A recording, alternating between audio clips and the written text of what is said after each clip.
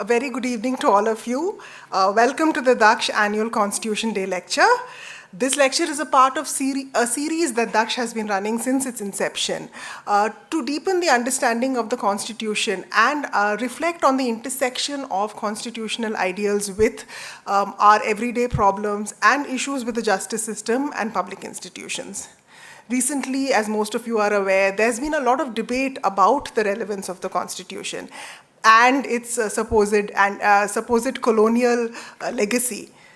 I remember as a young student growing up in conflict-ridden Jammu and Kashmir, studying about the preamble as an 11-year-old. This was the first time I had heard about the Constitution. At that age, the values of justice, liberty, and fraternity seemed a little abstract, but equality was what intrigued me. And I wondered, are we really equal as Indians? Am I equal to the boys in my class? Can I play football with them? Can I aspire to be a fighter pilot like they can? Today, several decades later, I am still fascinated by the Constitution and grateful that this document has survived various challenges and tumultuous decades of our republic. This year, I'm delighted to welcome Justice S. Muralidhar to deliver DAKSH's Constitution Day lecture on the topic Appearing in Virtual Mode, Technology and Indian Courts in the 21st Century.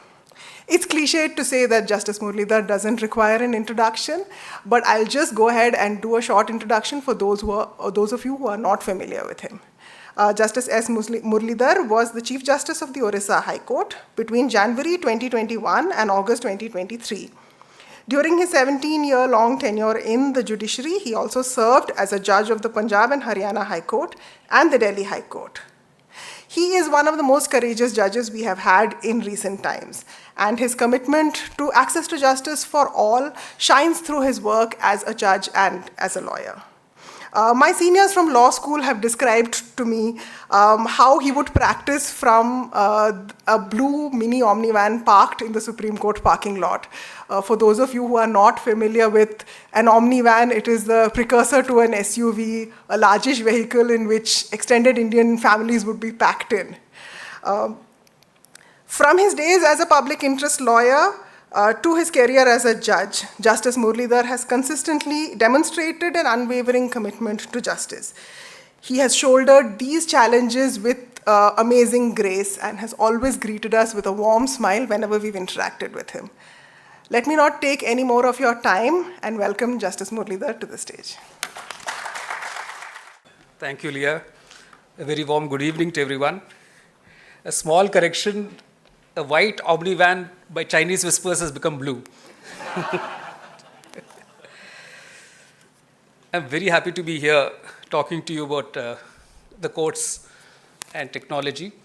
In fact, the choice of the topic was DAKSH's. So I asked them to give me a choice of 3 topics, and I said, let me choose one, and this was there. And I'm still very close to this topic, so I said, let me also showcase what happened in Orissa in those 2.5 years. So we'll begin at the beginning. One, I just want to make some prefatory remarks. One is all the changes that have happened in the judiciary through technology have been judge-driven. And I want to make this point, and I'll develop on this later. The 2 major players when you talk of a judicial system, of course, lawyers and judges. So this demand for the increased efficiency of courts through technology has not come from the lawyers for some reason. Even today, while judges have got onto the system of paperless courts, for instance, not all lawyers are paperless. In fact, many of them are not. And we'll try and understand why that is so. So that is one of the prefatory remarks I want to make. Second is that although we like to talk of independence of the judiciary, when it comes to funding this entire project, technology project, and it's in 3 phases, phases 1, 2, and now in the midst of, it's the beginning of phase 3, the funding has come only from the governments. The majority of the funding is from the central government, and a portion of it comes from the state government. So the judiciary is not totally independent on the control of finances for this scale of a project.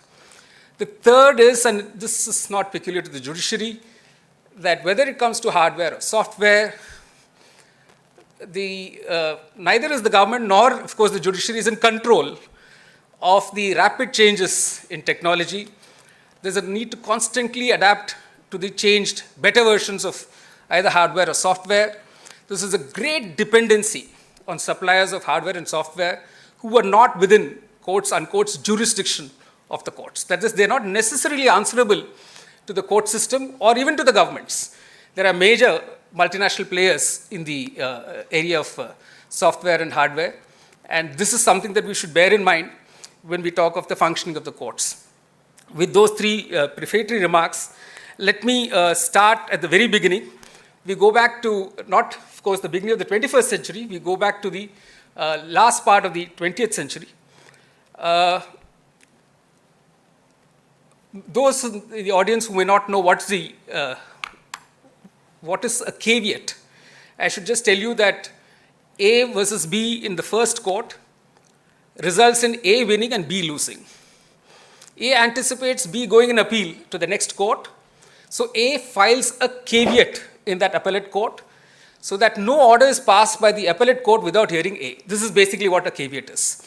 So the very first instance where technology was used to check whether a caveat has been filed, because a smart lawyer with sharp practice might try and get an order from the appellate court without the other side, the winning side in the lower court, knowing. And the other side would be caught unawares. And this caveat matching, they call it caveat matching, was a very important function which this technology was used for. And this is way back in 1989. We've come a long way from that. I'll skip the details of how many courts got computerized. What we must remember is that the first phase began only in 2005. And it was declared as a mission mode project in June 2006. And the financial sanction for a project which was approved in October 2005 happened almost 2 years later in 2007. So this also shows when the government is part of all of this, whether it deserves the kind of priority, it gets the priority it deserves.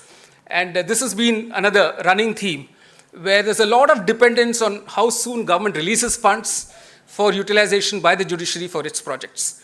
Anyway, in the first phase of the project, the emphasis was on courts and functioning of courts, and not so much as services to the litigants.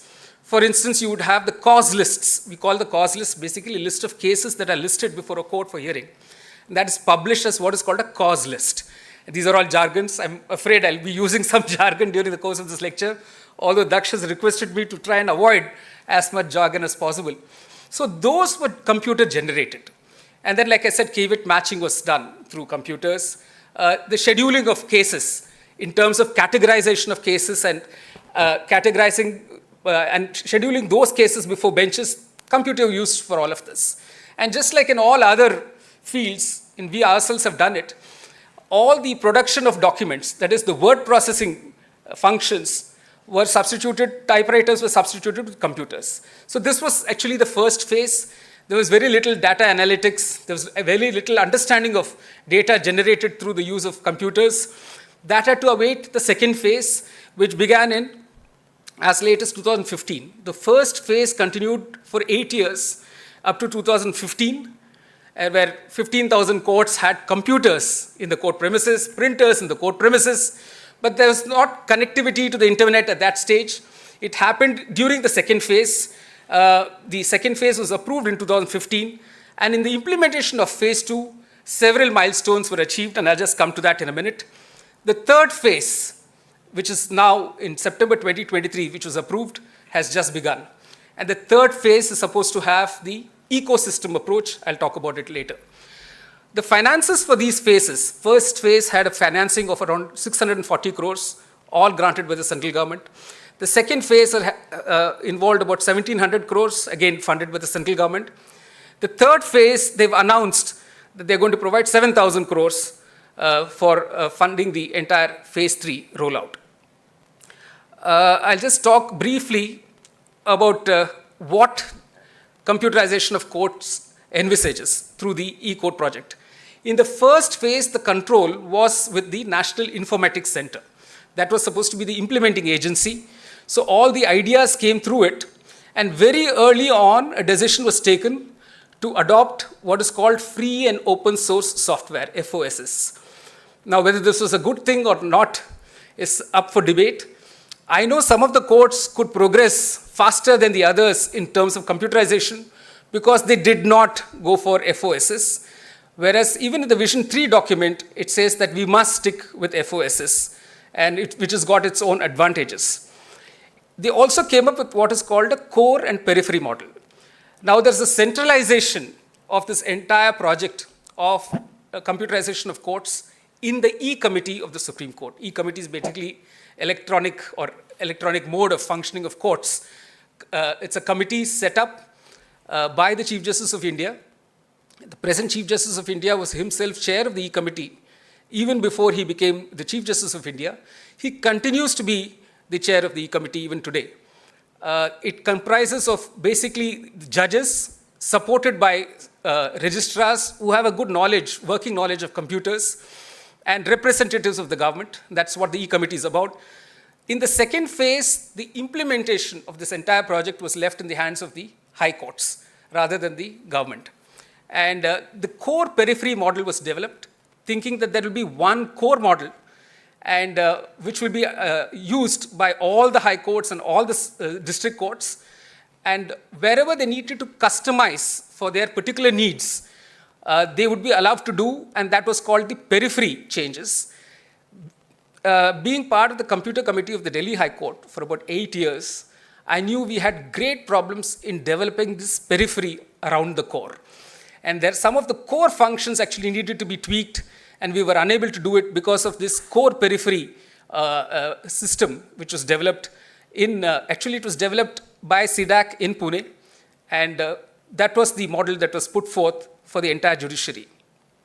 So in phase one, we had the NIC being the implementing agency and the Department of Justice being responsible for strategic direction. Whereas in phase two, as I mentioned, high courts became the implementing agency and E-Committee of the Supreme Court provided policy, planning, strategic direction, and guidance. So what happened was, while in phase one, we were creating systems for the courts and the judiciary in general, and services were provided offline. In the second phase, we created what are called, what DAKSH would call, or other agencies like DAKSH would call, as monolithic systems. Like for instance, we had the National Judicial Data Grid. I think I'm slipping back into jargon. Basically what this does is collates all the information on pendency of cases in every court in the country and makes it accessible in a place on the net for anyone to view and to read and to understand.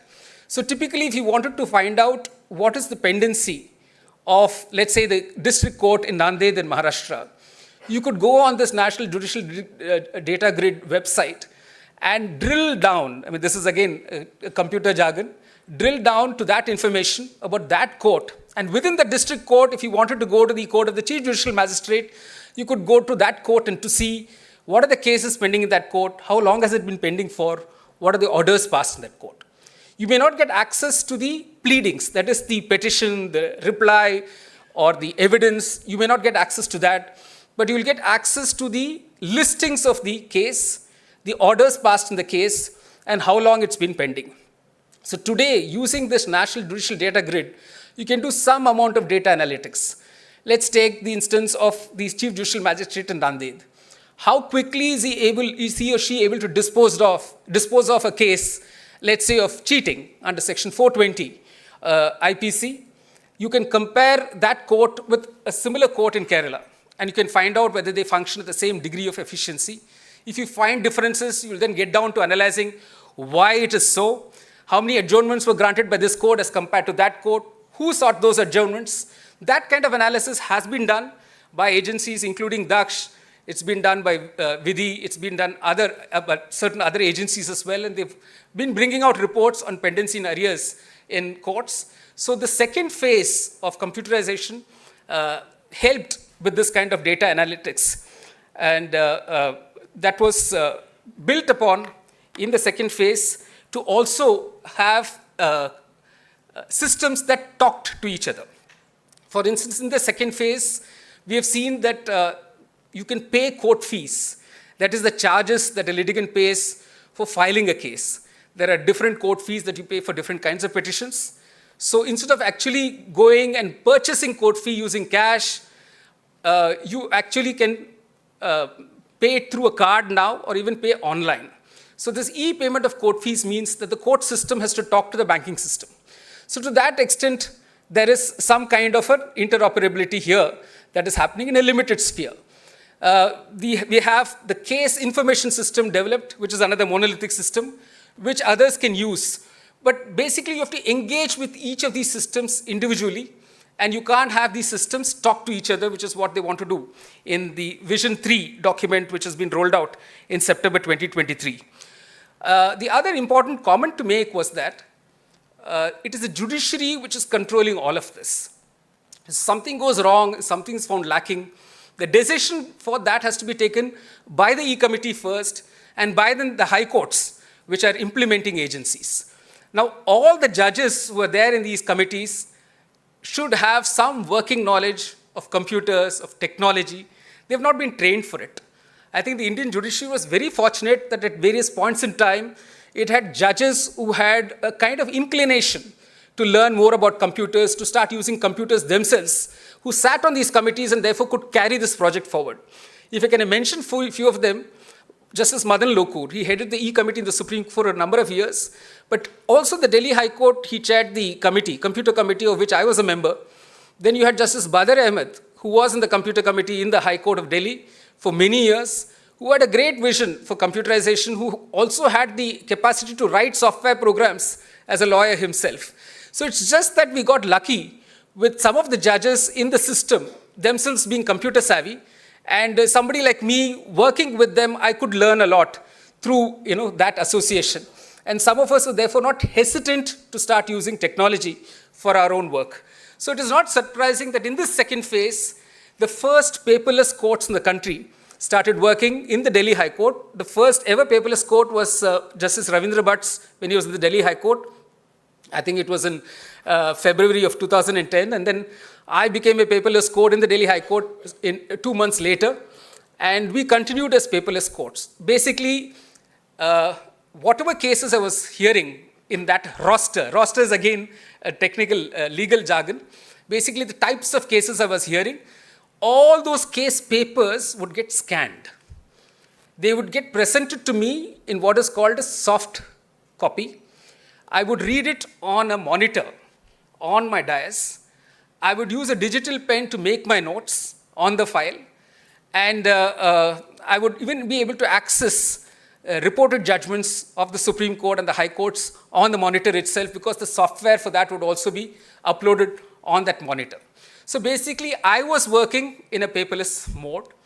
The lawyers need not necessarily work in the paperless mode. We did not make it compulsory for the lawyers. And I think it's a good strategy not to make anything compulsory, because it meets very stiff resistance. Some of the lawyers were incentivized to adopt this paperless mode because we would give them free soft copies of the entire case file. This entire case file would be bookmarked. For those who don't understand the word bookmarked, it basically means if I have a volume like this and I want to go to this page, in physical form, I would put a sticker here, a post-it, right?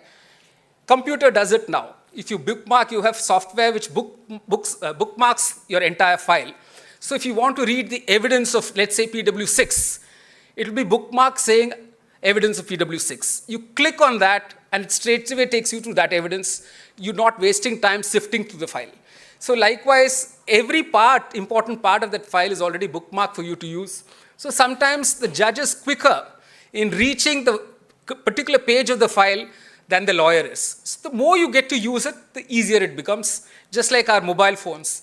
So the way I would sell it to my colleagues in the Delhi High Court is to use the example of the mobile phone, saying that when the mobile phone came into the market, none of you said, like, I can't use the mobile phone unless I'm giving coaching classes, right? When the analog phone became the touch phone and smartphone, we didn't say, no, we are not going to buy these touch phones.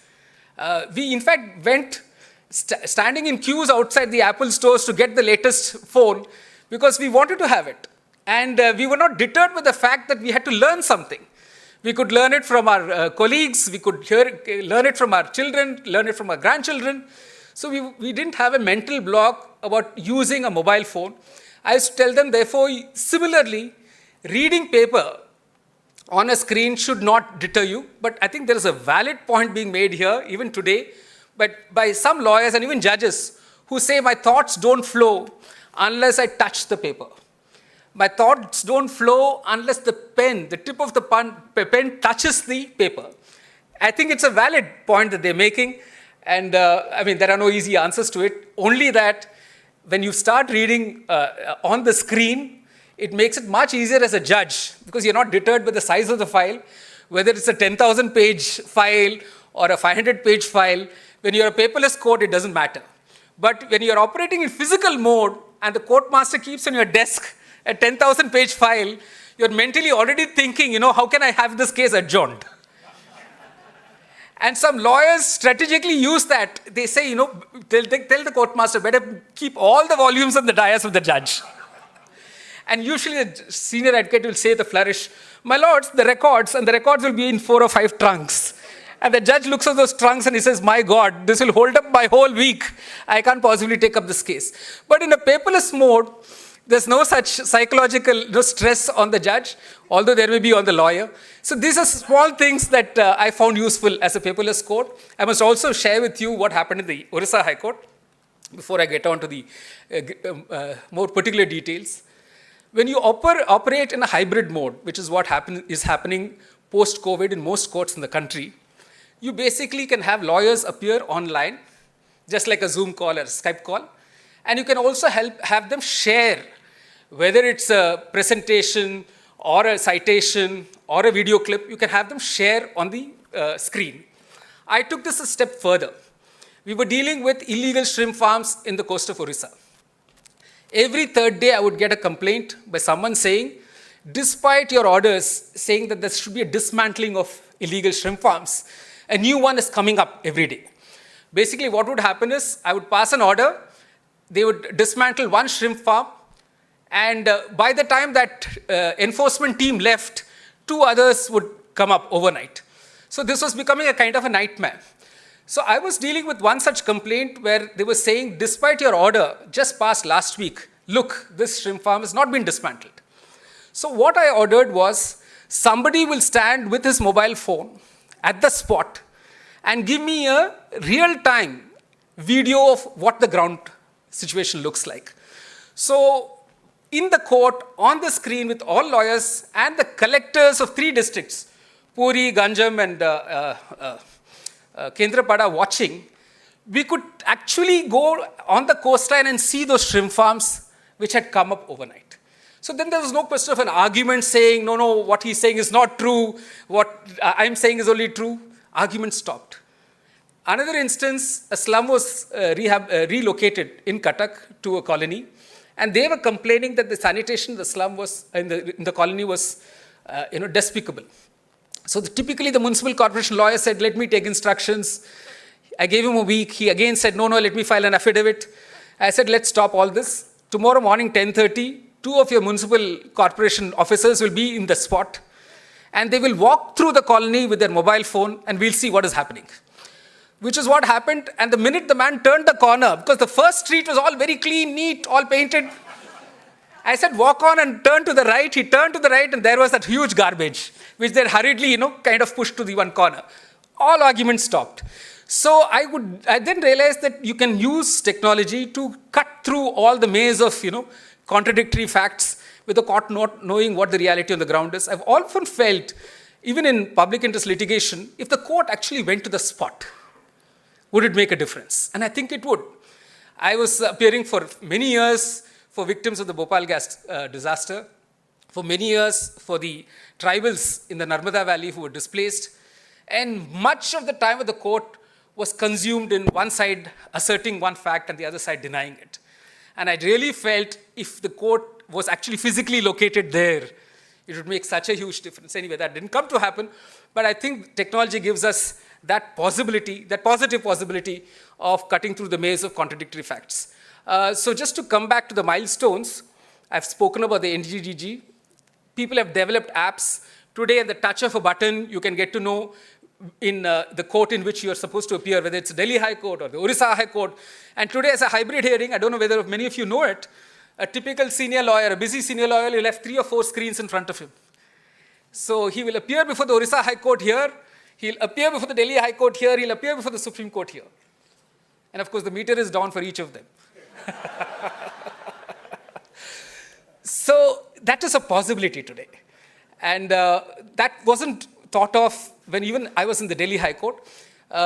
Similarly, litigants can watch what is happening in court, whether the lawyer is actually prepared in the case, whether he or she said the right thing or not.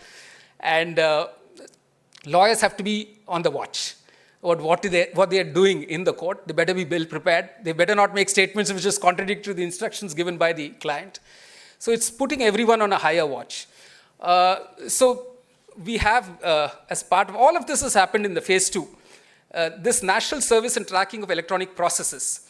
Now, process is again a legal jargon. Okay. Basically, A has filed a case against B. The court is asking B, what do you have to say to what A has said in his petition?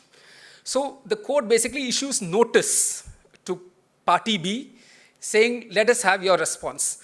This serving of notice is a big step in every case. And if A has an interim stay in his favor, it serves A not to make sure that B is not served, so that the stay keeps lingering on in court. So the service of notice on B would mean not only serving a notice from the court, but serving on B a copy of the petition. And this is one of what is called the choke points in the progress of a case.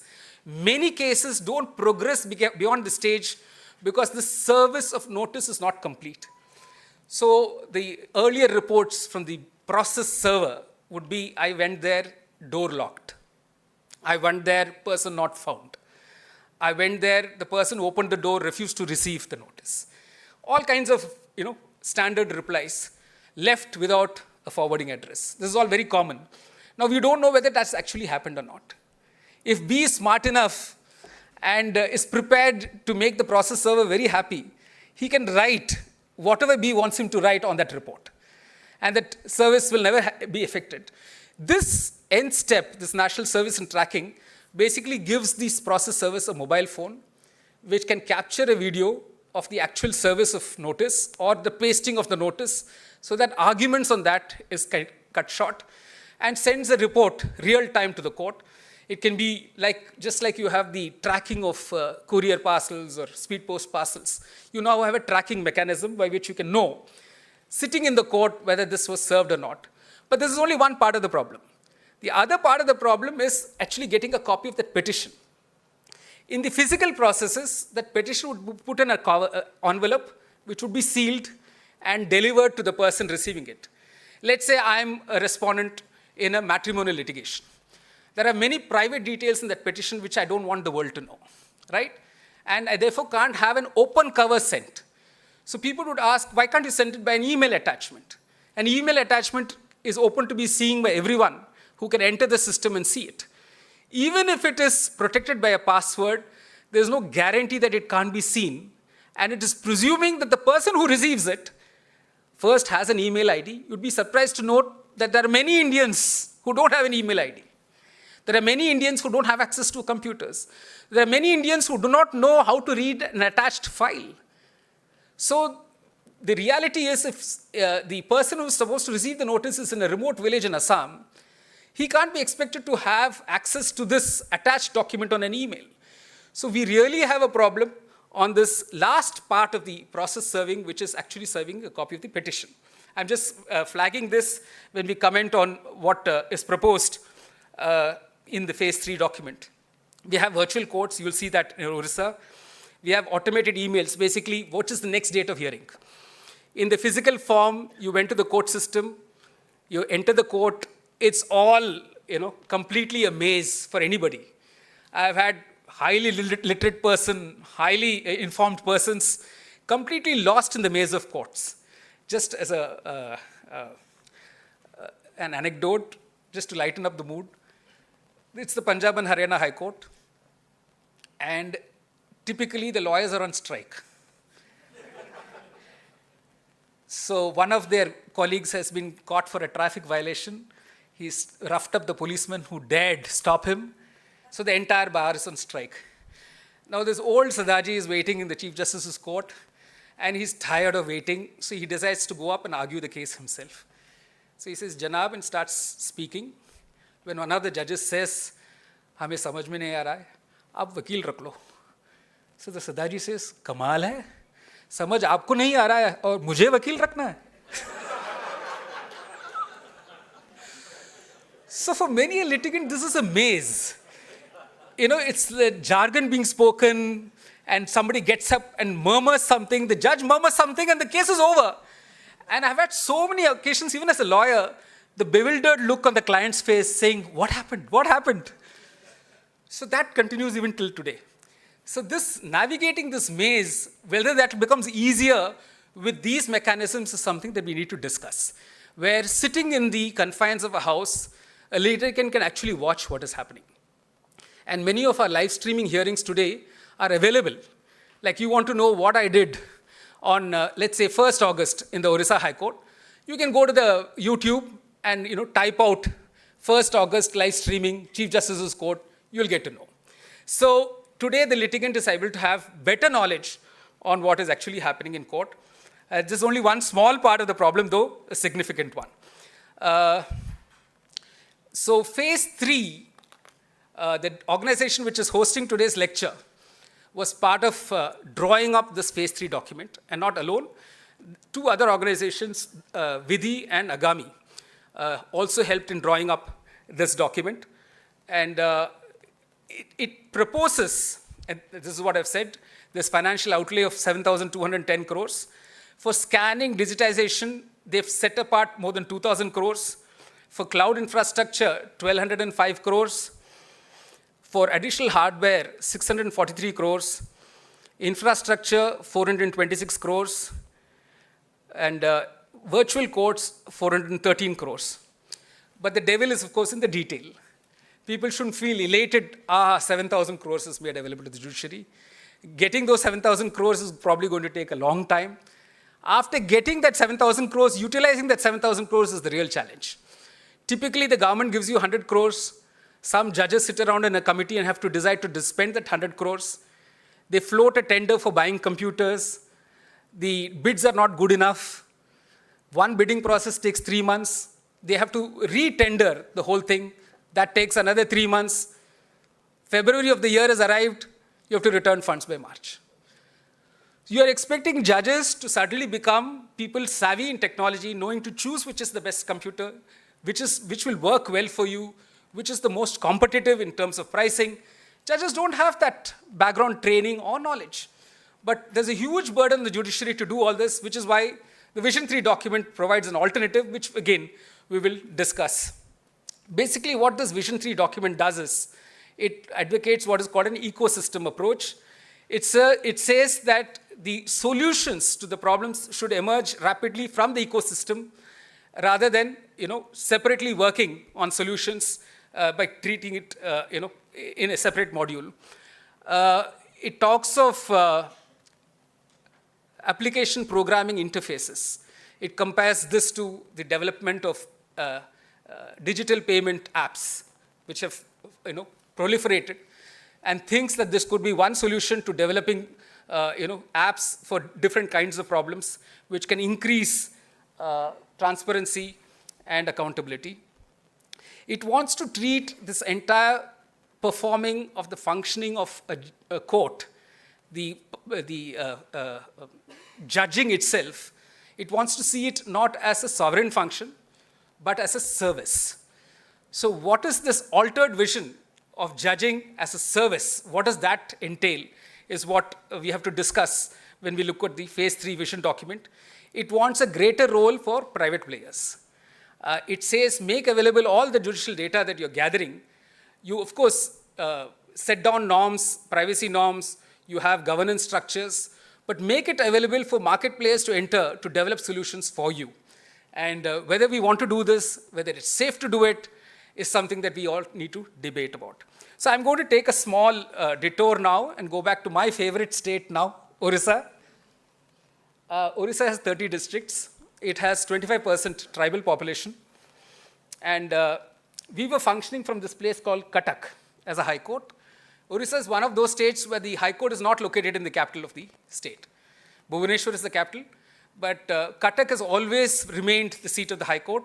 And lawyers in Cuttack are very touchy about even the vaguest suggestion that the high court should move to Bhubaneswar. They've litigated on the judicial side. They've got a judgment on the judicial side saying it will not move from Cuttack. So that's where it is. And among the various measures, let's list them out quickly. First is this Record Room Digitization Center, where we digitized the old records of the Orissa High Court. There were 11 lakh records to be digitized. But we didn't stop with that. We've been digitizing even the current records. And we're receiving the new records only in soft form. If somebody brings us a hard copy, we receive it and quickly scan it ourselves and consume it, as they say in technology jargon, consume it in the system as a soft copy.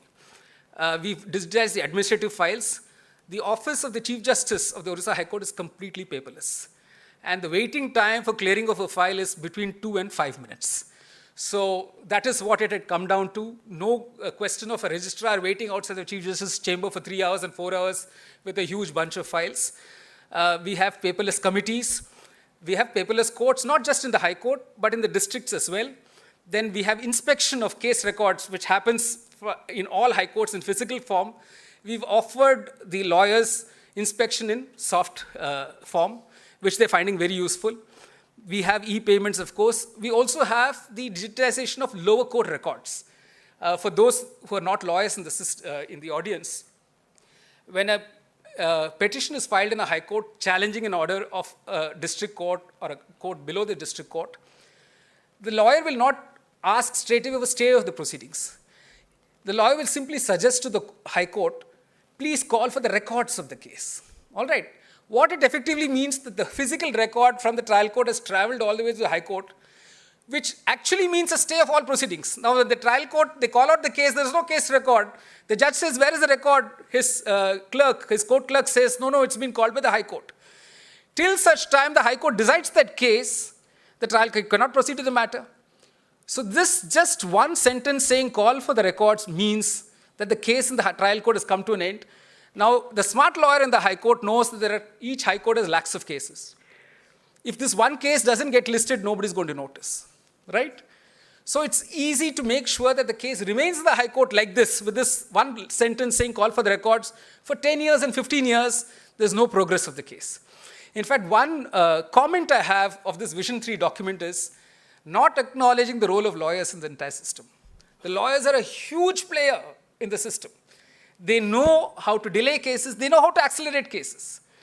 So they know, as you say, to play the game.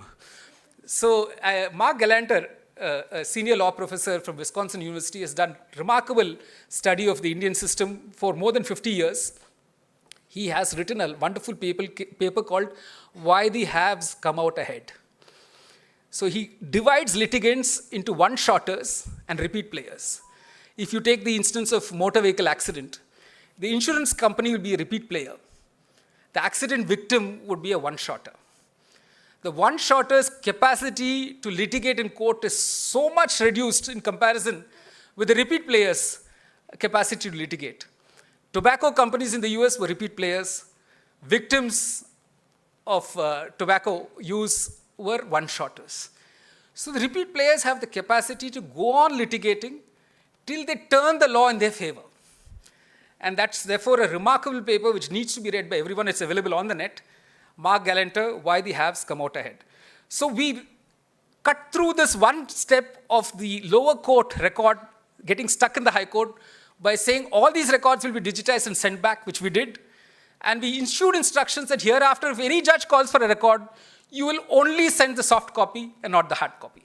This way we made sure that the cases progressed in the trial court. We went with hybrid hearings, and we've continued with the hybrid hearings in the High Court. We have different kinds of virtual courts. What the Vision 3 document talks of as virtual court is for traffic offenses and some small petty offenses where you can appear before a judge in virtual mode and have the fine paid or settled. When we talk of virtual courts, we're talking of entire trial taking place virtually. I'll explain that to you when we see the photo. And we are also talking of vulnerable witness deposition centers, where victims of sexual offenses, in fear of deposing with the accused in the box, invariably turn what is called hostile in court. That is, they don't support the version of the events that they've given to the prosecution. We've made sure that these vulnerable witness deposition centers are set up where the victim is shielded from having to face the accused. They're sitting in separate chambers and linked through video, where the victim still does not have to see the accused, whereas vice versa is possible. Questions are administered to the victim through the judge, and from the judge to a helper who sits next, typically a child or a person of tender age, and communicated to that person of tender age in an easy language so that it's not like a rigorous cross-examination by a seasoned lawyer. We've also talked of judges getting access to journals like Supreme Court cases in soft copies. Of course, we've spoken about live streaming. We also have what is called a PIL portal. And one offshoot of this digitization project was that old records of the High Court of Orissa and the district courts, as old as 1808, were chanced upon. We have a separate project for scanning those old records, for first of all restoring them. I'll show you a small video clip on that. And this is what happened in the Orissa High Court. Now I'm going to take a small break, if Sandhya can help me, and play the video of the Record Room Digitization Center of the High Court of Orissa.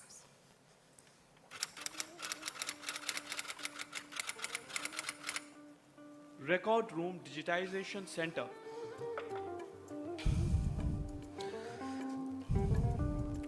For those wondering what is Justice Chandrachud doing in this frame, he was present at the 1 year. We had a function for 1 year of completion of the record room, and he was there at that. He was present online, and we've taken this clip from the YouTube, and therefore he's there.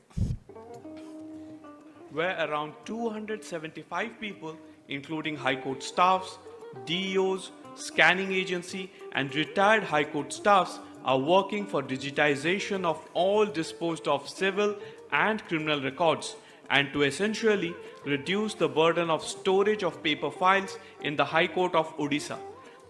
There are various stages which leads to digitization of disposed of records and finally to its shredding. Stage 1. Transportation of consigned records to RRDC. Disposed of civil and criminal records are kept in decree disposal and criminal disposal section respectively of the High Court of Odisha. The superintendents of the disposal sections send requests to the Assistant Registrar Administration on a daily basis for transportation of consigned records to RRDC. A staff of the disposal section monitors the process of transportation. In the initial stage, 11 lakh records were shifted from the High Court to RRDC within a period of 2 months. Stage 2. Receiving of records in the record room. Upon arrival of records in RRDC, the staff of the record rooms ensure immediate storage of the same in earmarked locations of the record room. The staff of record rooms check whether the record is complete in all aspects or not. The record room staff segregate the consigned records on the basis of date of disposal, and the bundles are then stored in ear-marked compactors chronologically, waiting for their turn to be digitized. Stage 3. Getting ready for scanning. Stacked bundles having case files are received from record room. Stage 4. Pre-process. Each file is assigned with a unique barcode for digital readability of the file.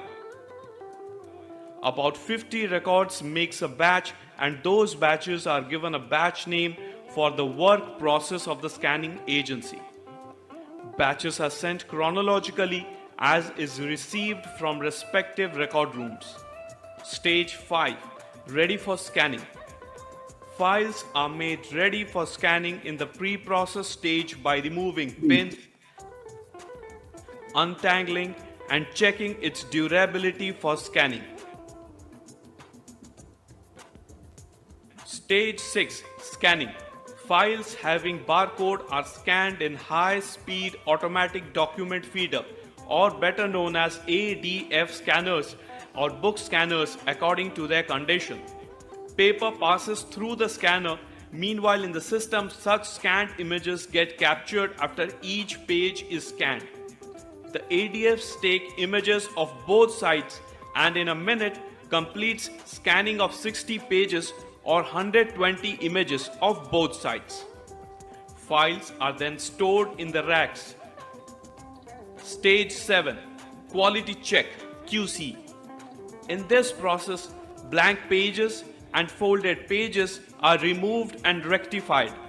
Further, alignment of tilted pages, removing spots and smoothing of edges and many such processes are carried out to improve the quality of the scanned record. Stage 8. Indexing. In indexing or bookmarking, each scanned page is flagged according to the nature of its contents, which would enhance its searchable quotient. Stage 9. PDF generation and OCR. Each scanned page is converted to PDF or portable document format. Optical character recognition (OCR) enables all case files to be converted into searchable PDFs. Each PDF file is separated as per the indexing parameter like order sheet, annexer, judgment, etc. And then multi-page PDF is generated. Stage 10. Post-process. After scanning, records are tagged and added with a cover sheet which has brief details of the records. Stage 11. Metadata entry.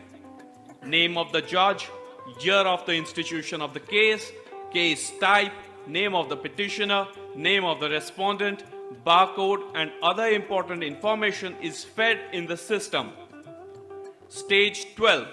Verification of scanned case records by verifiers. The data of each physical file are verified with the soft copy to ensure whether every bit of information is captured in the soft copy or not. A total of 10 and 8 numbers of verifiers are engaged on behalf of the court to verify the accuracy of scanning and metadata entry in scanned civil and criminal records respectively. The said 18 verifiers comprising of DEOs and retired High Court employees constitute the first layer of verification of scanned case records. Each scanned case records are then checked page by page with regard to various aspects of quality of scanning such as visibility, readability, availability of each page, proper sequencing of pages, etc. Moreover, the verifier also has to verify and check as to whether the metadata entries made by the scanning agency are accurate and at par with the information contained in the physical case records. If the verified record is found to have any error, it is then sent back to the scanning team to fix the glitch. If the verified record is found to be error-free in all the above aspects, then the verifier has to put the date of verification and his or her signature on the cover sheet attached to each scanning record. This step denotes that the concerned scanned case record is successfully verified and is free from all errors. After verification, the records are returned to the record rooms where the staffs check it and chronologically send it to the shredding office. Stage 13. Final step of digitization process. To strengthen the process of verification, a second layer of random verification is being carried out by the judicial officers working at the registry. Once a batch of case is approved by the judicial officers conducting random verification, it becomes accessible for general viewing in DMS. The last stage, stage 14, shredding. The shredding office works as a third layer of verification prior to shredding. After verifying the physical record, which tallies with the record in the DMS, and ensuring that the aforementioned metadata are available in their scanned formats in DMS and are accessible and retrievable, the shredding office sends those records to the shredding room for shredding. The shredded files are thereafter auctioned out.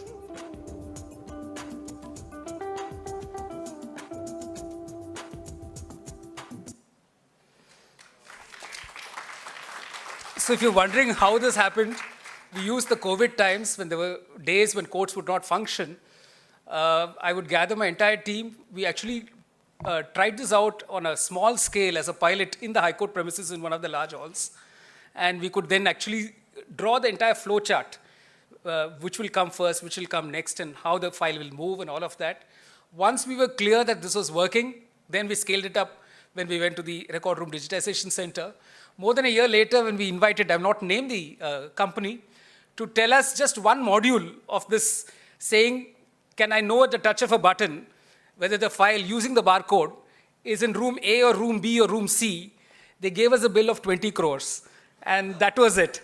So we found that our homegrown solutions were far better than engaging agency for this. Now this has been replicated in all the district courts in Orissa. So we started in 4 major cities: Berhampur, of course Cuttack, Sambalpur, and Baleshwar in the north. And within a year, we could open 10 other digitization hubs in the district. Now every district court has scanned papers. There are paperless courts. There are almost 200 paperless courts in the districts in Orissa today. And very soon, within a year, we'll have most of the courts, I think 70 to 80% of the Orissa courts being paperless. I just want to play it to you because this is a precursor to having paperless courts, which is, of course, scanning. Working of paperless court. India has a multi-level court system. There has been a high backlog of cases in Indian courts over the years as a result of the court's growing workload.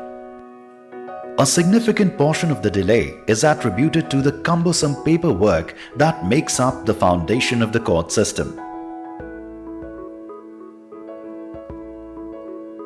As the years pass, the case file accumulates with the petitions, memos, documents and their copies, citations of case laws, etc., making it increasingly difficult to organize and requires more manpower and storage space.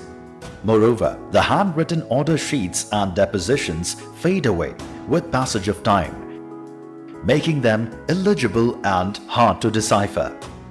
An innovative concept of paperless courts has been envisioned and tested in the Apex Court and different high courts to address these issues and to provide speedy justice. In a traditional court, case information is available to a judge through a case information system.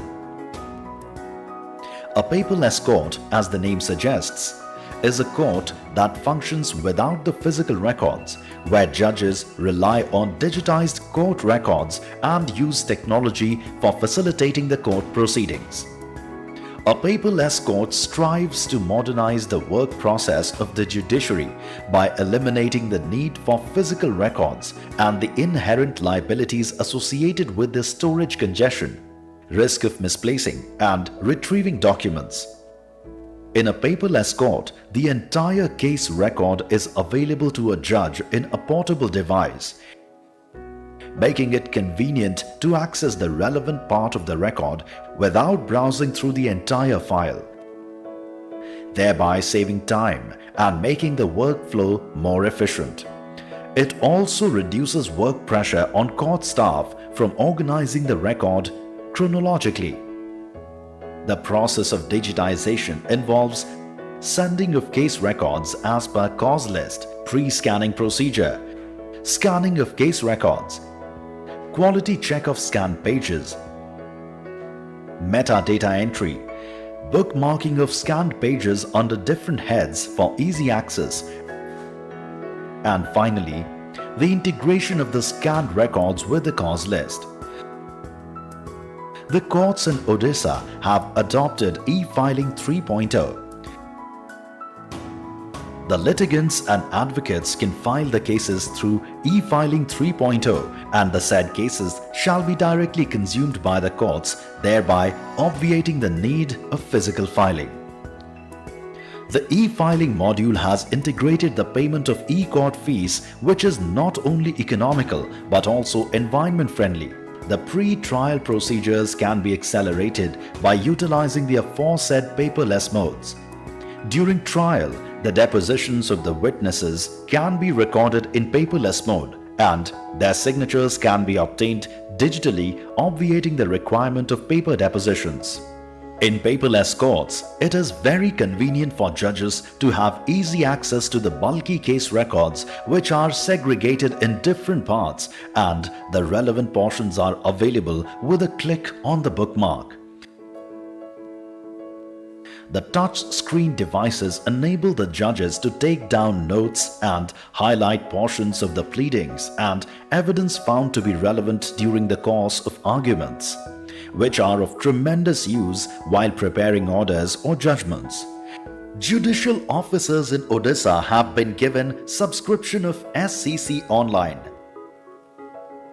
Now, in the paperless court, they can access the same on the Wacom right on the dais, which will help them in referring to the decisions of the Honorable Supreme Court and High Court. In the first phase of e-courts project, we had CIS, through which we could get the certain information of the case at the click of a button, and now through the paperless court, since the whole record is digitized, the entire case record will be available literally at our fingertips.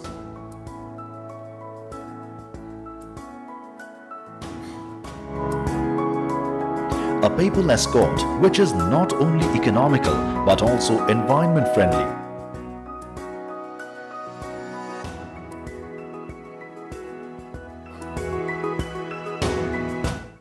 So among the other things that's happened is, fortunately, my succeeding Chief Justices have continued with this paperless courts. And perhaps Orissa is the only state in the entire country where paperless courts have been introduced in the district courts. I think Kerala is now attempting to do it. And it's only the other state in the country which is doing it. This is doable and it's proving to be very useful for our judicial officers. Like I said, you saw even in the video, the lawyer is still arguing from a paper file, whereas the judge is able to operate in a paperless mode. There are several things that I have to say about Orissa, which time doesn't permit me to. So I'll just quickly run through all of this. I just wanted to share with you the Center for Judicial Archives, which is an outcome of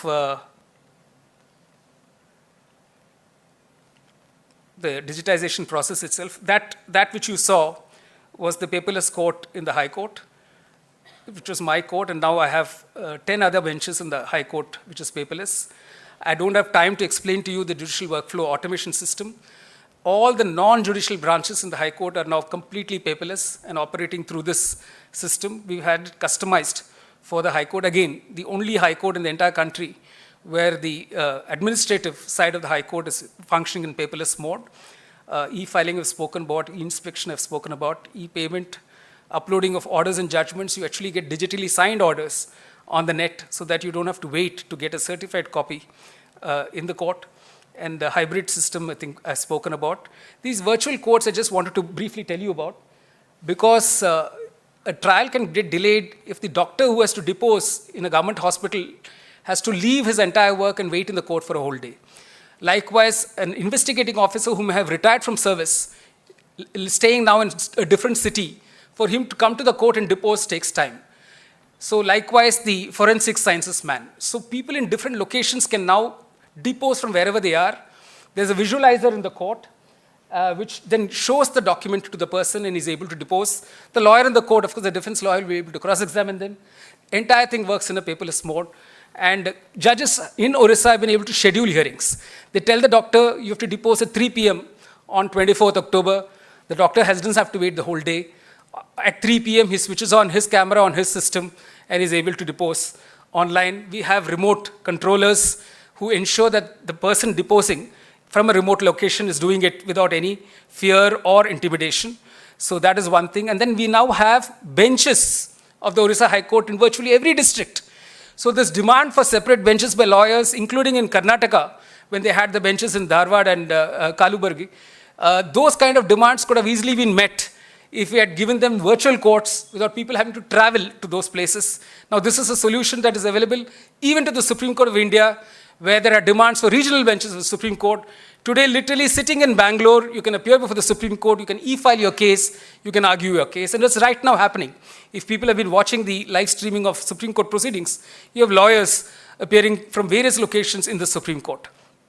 Vulnerable witness deposition centers have spoken about, e-libraries for advocates. I'll just end with showing you the Center for Judicial Archives. The training we've provided are hands-on training, where my judicial officer, who's a master trainer, sits next to the advocate, helps them hold a mouse, click on buttons, teaches them e-filing by literally sitting next to the advocate. So I'll just end my presentation with this video on the Center for Judicial Archives. All disposed of records of the High Court of Orissa are now being preserved in Record Room Digitization Center. With the help of INDAC, the preservation work is progressing at a rapid pace. The degradation of paper material depends on the quality of the paper and various other inherent and external factors. Among the most noticeable deterioration, Just for you to understand, Orissa was part of, controlled by the Mughals and then the Marathas. The northern part of Orissa was part of the Bengal presidency. The southern part was part of the Madras presidency. So you have judgments, of course, in Bengali, you have in Telugu, you have in Farsi. We get these judgments in Farsi translated by a professor in Ashoka University in Delhi. And so you have multiple languages among these old records, and what you're seeing is 200-year-old records. that is recognized during the course of this examination are the following: acidic and brittle pages, tears, cuts and losses, stains, damaged spines, creases and folds, softening of paper, previous insect attack damage, damaged binding, stuck folios or pages, bleeding or smudging of ink or color. Unless treated in time, this deterioration could reach such a stage when a large part of the collection could be lost forever. Conservation procedure: documentation of the record, dry brushing of individual record, chemical and physical examination of record, fumigation of records or pages. The records are fumigated for at least a week inside fumigation chamber with appropriate fumigants like paradichlorobenzene and thymol crystals. Chemical conservation, consolidation and fixing of running inks. Aqueous deacidification in case of sheets having non-soluble inks. Double-sided lining with good quality tissue papers to impart physical strength to the record when they are in extremely fragile condition. Stitching and binding of the guarded and lined sheets with conservation guidelines.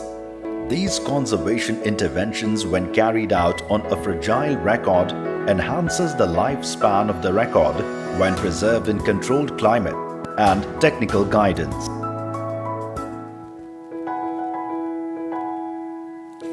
For purpose of exclusive plan, the High Court of... This is a separate building, it's going to be called the Center for Judicial Archives. Hopefully, beginning of next year, it should be ready. It'll hold not only the old records of the High Court and the Cuttack District Court, but other district courts as well. Actually, I'm running short of time, so no more videos are possible. I just will end with showing you the photographs of how we focused on, there's a Museum of Justice in Cuttack, which was an outcome of this whole digitization exercise. We've traced the entire judicial history of just one state, which is Odisha. We've showcased some of these documents which were preserved of the old records. So what you see on the left is how a record room was before I came there and now how it is. What you see on the left is the registry as it was. What you see on the right is when I left. And this is how I think the employees in Orissa felt that they were now working for an institution. Thank you. Thank you. Thanks a lot, Justice Muralidhar, for that very enlightening discussion on technology in Indian courts and specifically the initiatives in the Odisha High Court. I had traveled to Odisha about 1.5 years or so back, and I had seen the Record Digitization Center and the process of preservation of old records. And as a history buff, it was really exciting for me. I think there are several PhDs and several books to be written from the records that have been preserved there. We'll now move on to the audience Q&A section. I'd like to invite Harish Narasappa from DAKSH to moderate the discussion. Thank you, Justice Muralidhar, for that insightful talk. See, I think when we announced that Justice Muralidhar was going to deliver this year's lecture, and then the topic was announced, I think several people asked, why? I mean, you should have asked him to speak about one of the substantive law issues. Then I remember having this conversation with a friend, and I said, no, one of the best kept secrets about Justice Muralidhar is the amount of work that he has done outside of the substantive law work, because people only recognize judges for the judgments they write. But there are very few judges who contribute to the move of the institution and the functioning of the institution. And since DAKSH has been working on the sort of non-substantive side, trying to see how we can strengthen the institution, we thought it's interesting and useful to understand the challenges that judiciary faces. Because we all complain about, they're slow, they're, whatever. I mean, we should not focus on the complaints, but focus on the challenges and the steps that we have, that many judges are taking. And that's why we thought, we need to hear this, because as Leah mentioned, and I'm going to talk for a minute just to give Justice Muralidhar a break so he can recover from the questions and comments that will come.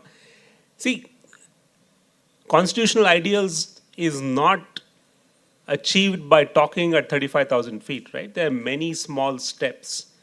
And the critical institution in the safeguarding of the ideals is the judiciary. And unless we make the judiciary work better, I won't use the word efficient because I don't accept that they're inefficient now. We can make them work better. So, and that happens step by step. And we can only take the example of Google. Google was not built in a day, right? The amount of hard work that that has gone into the usage of the map that we all like is something we won't know. I'm sure many technicians will know, but that is a challenge with achieving the ideals and building an institution. And that's why we wanted to showcase this and learn from what a few judges across the country are doing and have been able to achieve. And Odisha is one of the examples. And DAKSH team had the privilege of coming and visiting the record room and a few districts and the amount of work that had gone. So we will take a few questions. May request questions literally to be questions and not sort of comments. If you can, come up to the mic. I think we have a mic. That's the BIC protocol, so then they can record the person asking the question as well, and the question gets recorded properly. And then, if we request you to keep the question brief, so that it gives an opportunity to take, maybe 5 to 10 questions in about 20 minutes that we have. Okay. Yes, sir. So please raise your hand so that I can see. Okay. So first you and then Carl. Brilliant presentation, sir. Thank you very much. I don't have a legal background, but I have a question on this matter of bail. In the sense that while Supreme Court has said that bail is a rule and jail is exceptional situation, in spite of that, things like people like Varavara Rao and Stan Swami, and recently even somebody who was denied a bail after 5 years. if this is the situation, also there is a very scandalous situation on the under trials in the whole country. What can the computerization do to kind of speed up this process or bring in some sense of automaticity wherein things are just getting disposed of facelessly, just like it happens in income tax refunds? Thank you. Okay. Justice Muralidhar, that was brilliant. I have a quick technical question. Between stages 1, acquisition, and 11, shredding, do you know how many pages you scanned, and do you know how much your cost per page was? Yeah, okay. Sort that out, yeah. Thank you so much. My question is, Justice, did you face any rights-based concerns while you were, rights-based concerns? Be it right to privacy or access to justice, if you could just elucidate on that. Thank you. Okay, so As far as the first question is concerned, computerization of courts will not ensure that more bails are granted than less. We have very harsh laws in this country. The two instances you're mentioning, Father Stan Swami and Varavara Rao, were both taken in under the Unlawful Activities Prevention Act. And it follows a certain template of statutes which make the granting of bail nearly impossible. It shifts the burden of showing your innocence on the person who's accused. So it's such a huge thing to cross. And it's the courts that have to do, merely because you place a computer before the court or a screen, Wacom monitor, it doesn't mean that the court is going to react differently.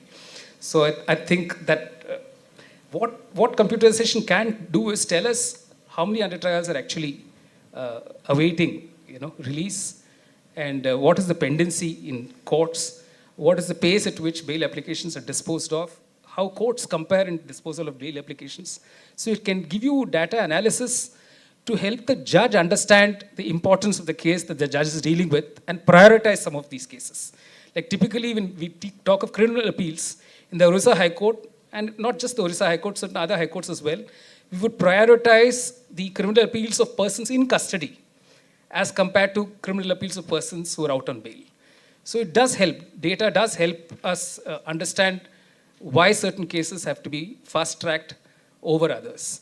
But that's again up to each judge and each court to make use of the data which is there with them and want to make use of it.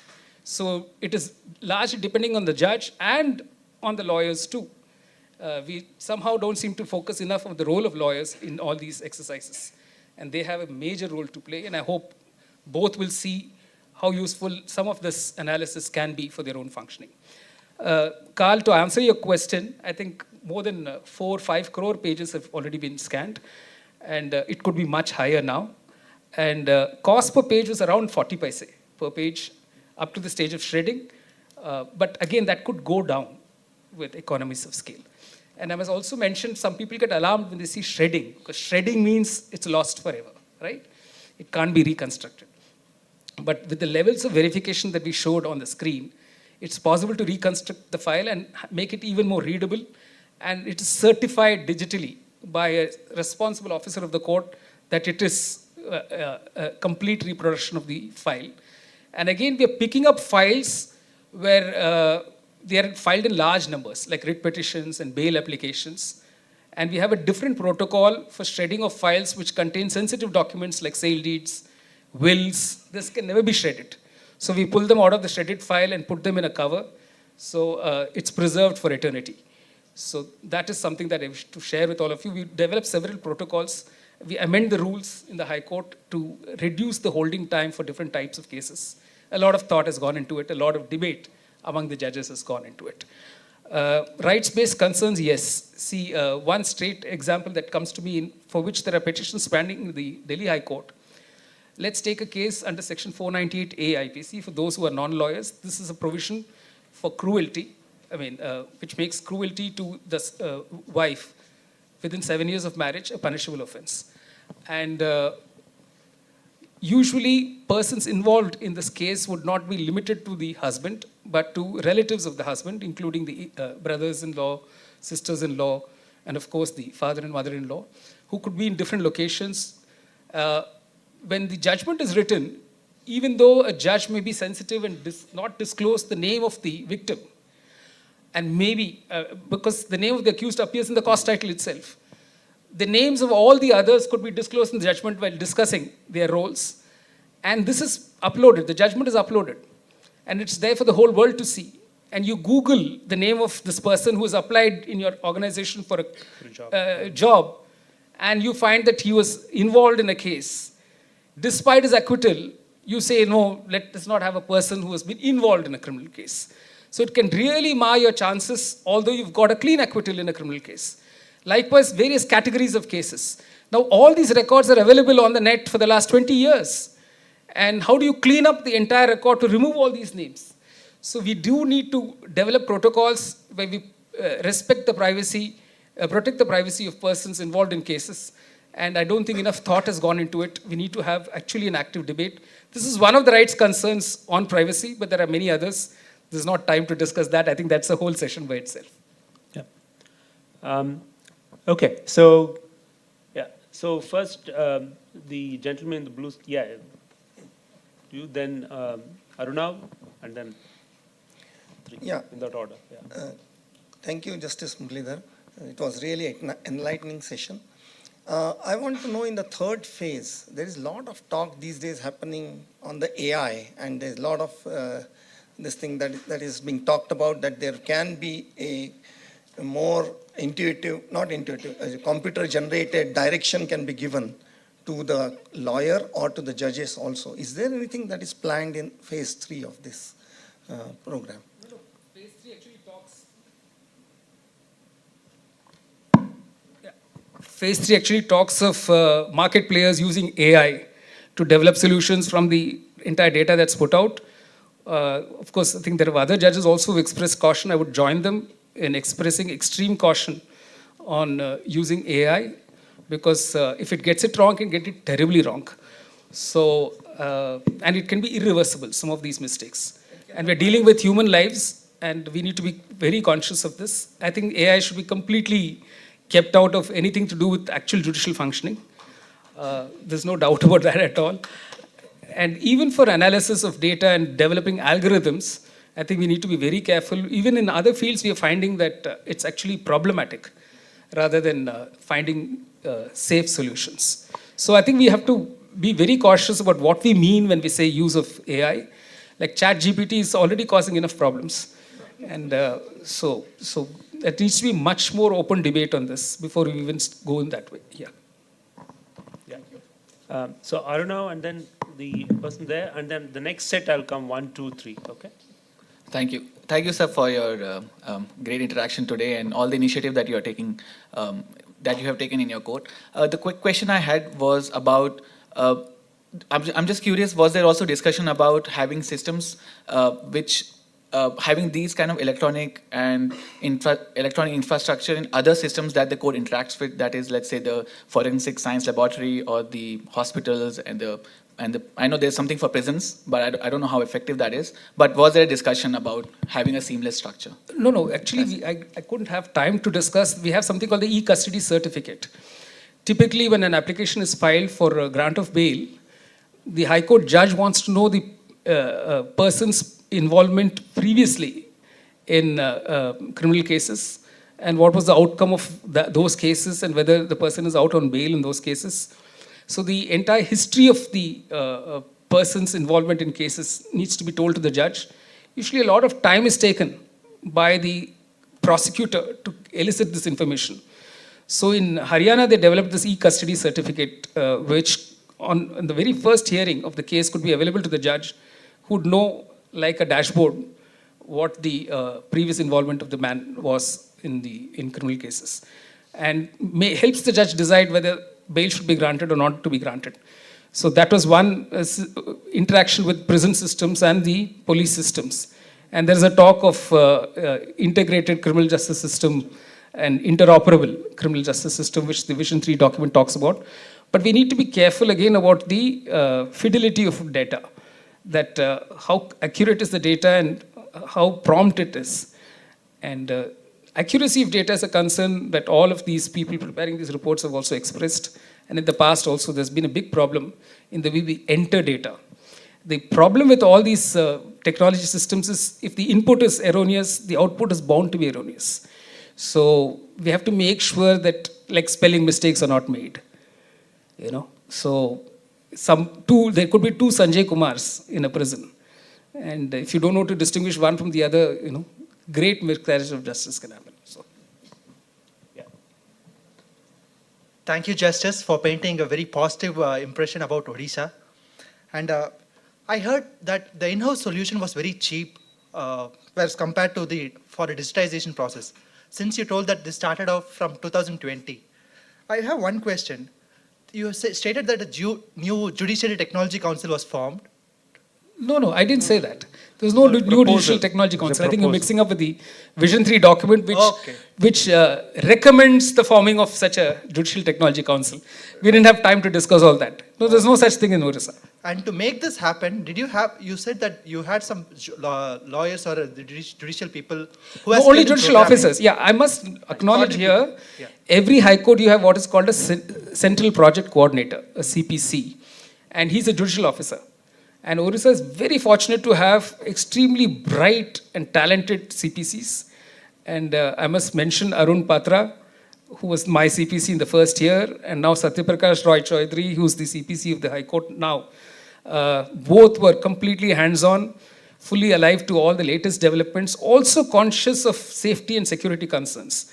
So I must tell you that we invited experts to audit our systems, security audit.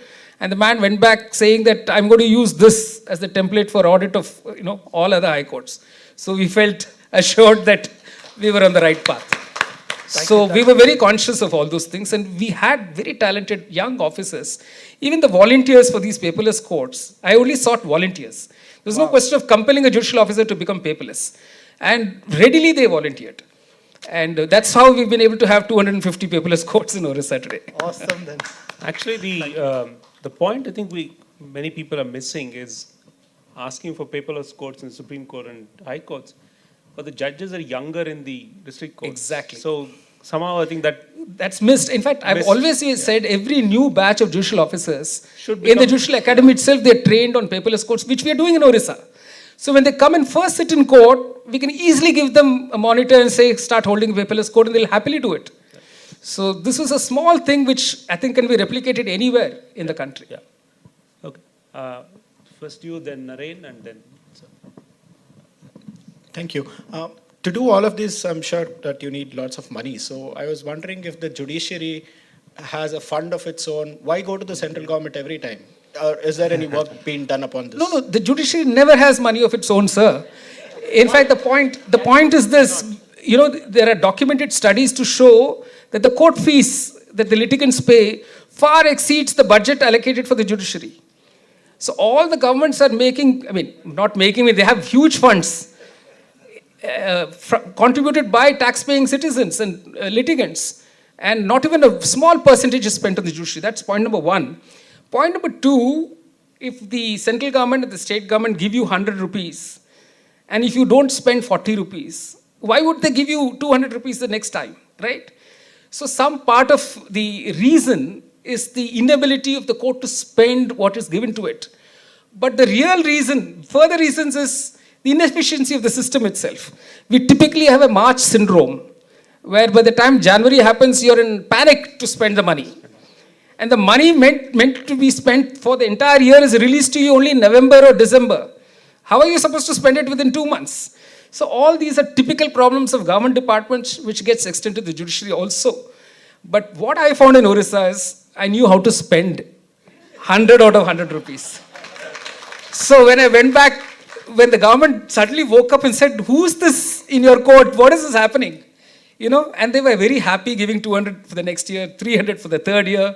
You wouldn't believe by the time I left, we give 1,000 crore budget to the Orissa government. They're very happy receiving it because that's a scale of changes and transformation that we're looking in Orissa, not just for technology, infrastructure as well. We have state-of-the-art judicial complexes in most districts in Orissa. So, and it's all about this, how you respond to the task. But it's unfair, I think, to expect judges all over the country to, somehow find the right way to spend monies and all. This is not their major concern. The Vision 3.0 document also acknowledges it. We probably need specialized, inputs from experts, but they should be within the judiciary itself. I have a concern with when some, external agencies coming in, using the data and trying to have solutions where we become their clients. We don't want that kind of a model at all. I think that's the wrong way to go. Honored to ask this question, Your Lordship. So the vision document. No, Lordship. Even when I was sitting in court, I said no to Lordship. Sorry. I'm learning how to say that, so I tried it here. I'm an engineer by training. My question is, my understanding is that the vision document had no section on RTI. So in a digital world, the RTI is very different than what was enacted in 2000 for paper copies.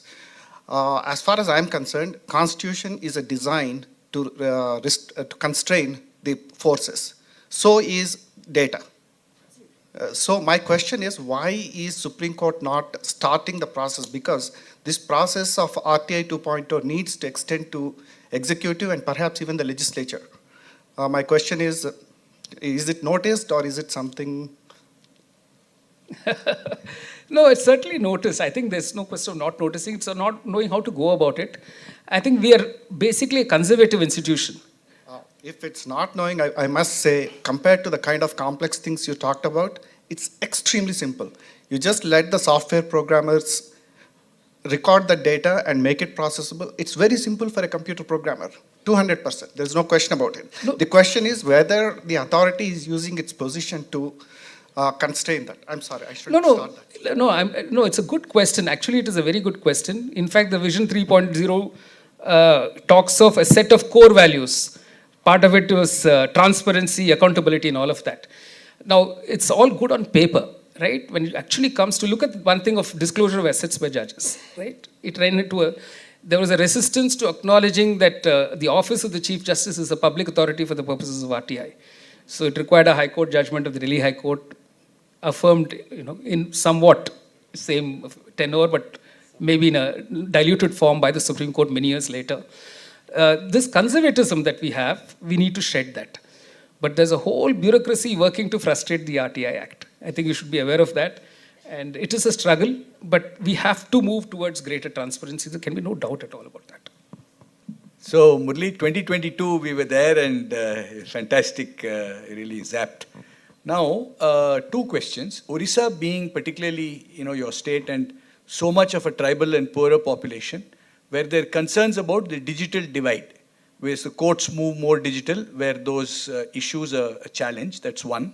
Second is that the second question I had more to do with in terms of impact assessment, were you able to say that the pendency of cases came down by X%, more judgments were issued? I'm just interested to know a bit about that. Yeah, let me take the second question first on the impact assessment. I wouldn't say technology by itself brought about reduction in the number of cases. After all, technology is just a tool. All right, it helped us focus on which kinds of cases we should, fast track. I mentioned to you about the lower court records, right? With technology, we could make sure that we digitize all the lower court records in our court and send it back so that the cases in the trial courts could progress. That way, the old cases, the 30-year-old cases, 25-year-old cases, we could see a remarkable drop. But that was because I was having monthly meetings with judges. And district judges heading the districts could have fortnightly meetings with those individual judges. And there was a reporting back mechanism. I would have virtual meetings literally with judges, and we would closely monitor the figures of old cases. But technology helped in that. Once they knew that I was having an interaction with them on these old cases every month, they had to be ready with it. They in turn would have interaction with their judges. So we have to put in place systems where technology will be the tool which helps us monitor the progress. And that way, pendency did come down. We had a pendency of 2 lakh cases in Orissa when I took over. It came down to 1,50,000 by the time I left. So it was a clear distinction in drop in number of cases and acceleration of disposal of some chronic cases which had been plaguing the system for many, many years. Yeah. Sorry, there was one more question on digital divide. So what we do is that we don't make a overnight transition of systems at all. It's always incremental. So we tell the lawyer, you can have a physical copy. We will make a digital. We'll give you a free copy of the digital. So that way the lawyer is not hamstrung because he doesn't have a smartphone or a computer. Second, we have e-seva kendras in all the district courts, even the subordinate outlying stations, where you can go and operate the system there and do your e-filing and those kind of things. So there's a hand-holding that happens so that lawyers who don't have these systems do not suffer for that. Please. Thank you, Justice. This was such an interesting talk. I have two questions. My first question is that I think, if you look at like the video, right, you see a lot of the documents that have been, like restored, a lot of them, if they are, around like 100 or like 200 odd years old, then how important and, like relevant are these today? And my second question is, even though spaces are concerned, if you look at, like our paper, like our documents, even on the online cloud, right, space still continues to be a concern. So I was wondering if, as we scale up, is looking at, the online space another, like a concern or like something that we are thinking about? Yeah. You'll be interested to note, I was having a conversation with Carl just before we started the talk. Carl Malamud is a real expert, and he assured me that there's actually no shortage of virtual space yet. So there's enough to accommodate all of, because I was asking in the context of live streaming of hearings, right? Live streaming is a recent phenomenon, and all of us are hosting it on YouTube, and YouTube is owned by a private entity, right? So how safe are all these live streaming hearings on some YouTube platform? And I was asking him, is it possible for the judiciary to have its own platform where it will host all? Then he said, of course it is possible, and it's all economically feasible. For something like 10 lakhs of rupees, he said you can have some tetrabytes or whatever bytes, terabytes. So I'm just saying it's a doable thing. Space is not a constraint. In relevance, we had the first ever national conference on judicial history in Orissa in May this year, where historians came. And they were blown by the Center for Judicial Archives. From pure legal history, there's a whole phenomenon, a phase prior to 1860. I don't know if you're a law person. 1860 when the Indian Penal Code was enacted, right? 1872 was when the Indian Contract Act and Indian Evidence Act were enacted. You have a whole phase of 7 decades or 6 decades before these statutes came about, and courts were dealing with all these issues. So how was a murder case tried in 1810? How was it tried in 1820? How was a breach of contract dealt with in Orissa in 1830? It's actually mind-blowing for the legal historian. How laws developed, how did we transition from customary law to statute law? So you have numerous questions. The historians are very excited about this possibility. I have in fact spoken to the CJI on several occasions why this should be scaled up to a national judicial history project. And these records will contain numerous facts which can help us fact check. Because today history has become a very contentious discipline. And judicial records will probably tell us, set right many of the claims that we make in history. So I think it's very important to see how societies lived. Yeah, I don't know if you heard the name Ranajit Guha. The subaltern studies. This is in a sense subaltern. People of those societies in Orissa, some villager in Ganjam district in 1850. What problem did he have? What were the issues? How was witnesses treated? I think it will be mind-blowing for sociologists too. We just have a treasure here which we haven't tapped into, and I think it's high time we did it. So I have 2 questions. One. You said it was a follow-up. Anyway, one. Yeah. It was a follow-up, primarily on court fee. We understand it's a court fee that we pay, but what is the reciprocal service? The faster, the easy disposal, or so where else in the world do lawyers get free soft copies of their own cases? Where else are lawyers permitted to argue from whichever corner of a state? And I'm saying there are so many services now uncalled for by the lawyers. Lawyers have not demanded these things, but they're being given all of that. Just for ease of use of court, simultaneously today, 10 years ago, you were running between the DRT and the High Court and the Civil Court, correct? Yes, yes. Today, sitting in your chamber, you can appear in all three? I think that is The vis-a-vis spirit was for the litigant. Litigant, So if not you're for paying a court fee and your case doesn't get resolved in 10 years, I think that's the spirit. Yeah, so you should ask lawyers also, not just judges, what is their role in making sure cases don't progress? Today, sir, it's a fact. A criminal appeal is called out in the Supreme Court. Very often, lawyers do not appear. And the case cannot be dismissed because it's somebody's life which is at stake. An old civil appeal is called out. I'm talking of the Supreme Court. It's an equal scenario in all the high courts. And you will be watching for that. So we shouldn't underestimate the role of a lawyer. There are judges and judges waiting to hear and dispose of cases, lawyers not prepared to argue the cases. So we should talk about that as well. I'm not holding I'm sure there are judges who do not sit the full day, who are reluctant to hear cases, but it's both ways. So we haven't done that thorough analysis, and I'm sure, I'm sorry to say that even these documents, these vision documents, don't account for the role of the lawyer. Very well. Thanks. Okay. Akash and then... Hi, good evening, sir. So my question actually related to your last statement, that all these vision documents, do they envisage access to lawyers for the pleadings? Yes, they do, of course. In fact, all your e-inspection centers and all that, you can inspect documents in your case, definitely. But like the judicial officers have been given an opportunity to access the entire record at ease. You're getting a free copy, sir. The lawyer will have to just produce his pen drive. The court gives him the entire copy of his own file on a pen drive. Okay, sir, that's great, but I think the lawyer should be put at equal power where they get access to all the software systems that judicial officers are accessing with all the bookmarking. No, you are getting a bookmark file, sir. Let me just explain to you. The bookmarking is done by the high courts or the district courts. If the lawyer wants, saying that let me get a same copy of a bookmark file from you, the court is today giving it to him free. And that's because people like me insisted that to incentivize, we should give it free.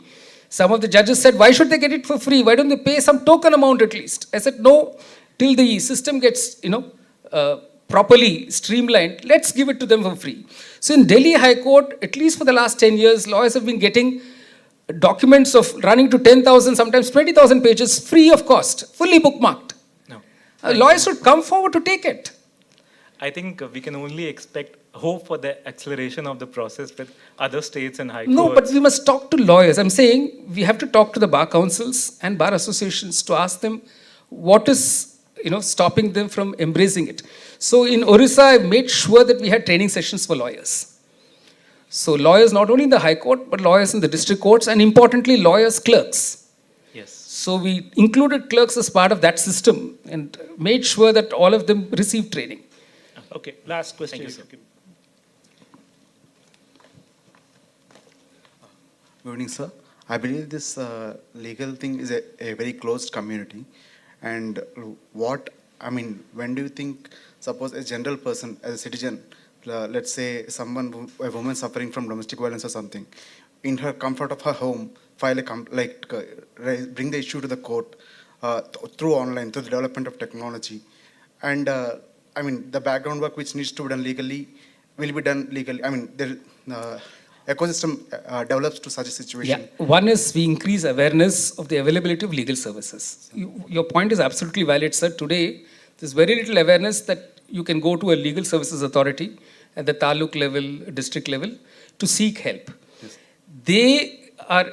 They should have the wherewithal to go to this e-seva kendras. Yes. Usually, these legal service authorities are within the district court complex itself. So they can help the woman file through those e-seva kendras online, even though she may not have a mobile phone or a system or whatever. That hand-holding can be done by the legal services authority at that level.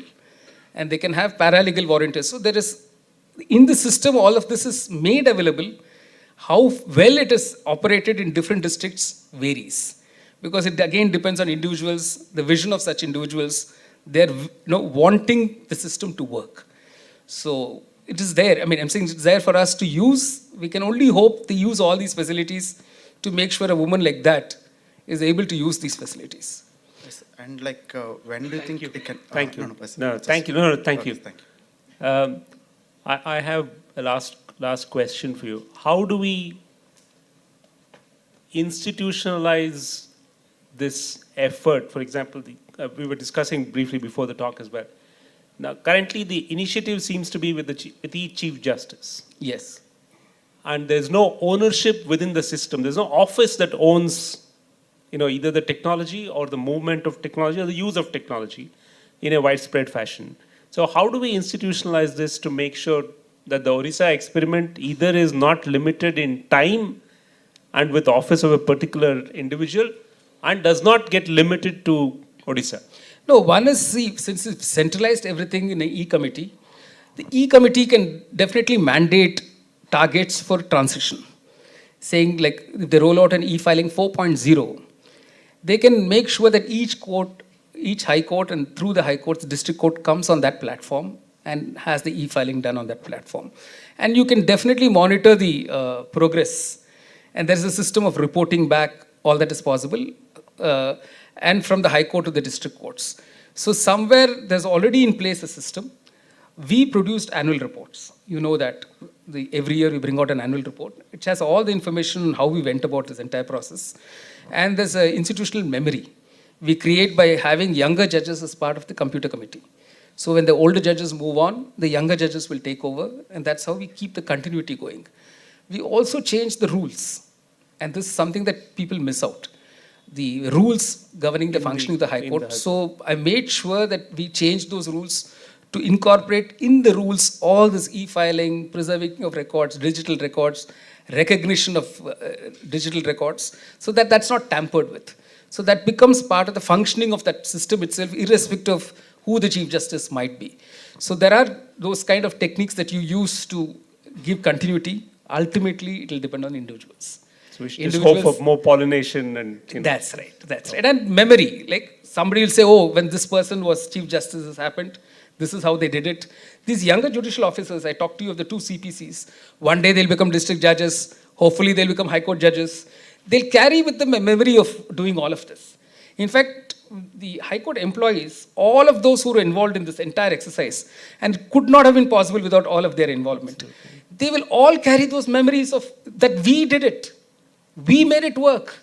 And that's what I kept telling them. You did it, you made it work, you carry this memory, you tell the next generation that it is possible. And that's how an institution grows. Okay. A big thanks to Justice Muralidhar for this great lecture. I'll keep my vote of thanks very short. I'd like to thank BIC for providing this venue. Great staff. We always have a very good experience when we have events here. Big thanks to my team at DAKSH for organizing this, and all of you for being a great audience, distracting yourself from the chocolate festival and coming and spending time here. Thanks again. Have a nice evening.